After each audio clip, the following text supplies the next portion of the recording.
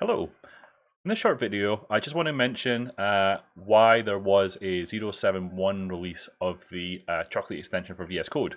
There wasn't actually any new features shipped as part of this release, but what did happen is we use the Dependabot service within GitHub, which tells us when there are new versions of some of the dependencies that we take within our own extension. So one of those came through as a security-related bump in the version number. So you can see here that tar was bumped from 221 to 222, and Dependabot had identified that as a security-related issue.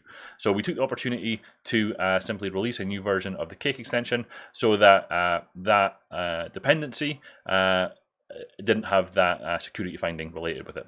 So that's all it was.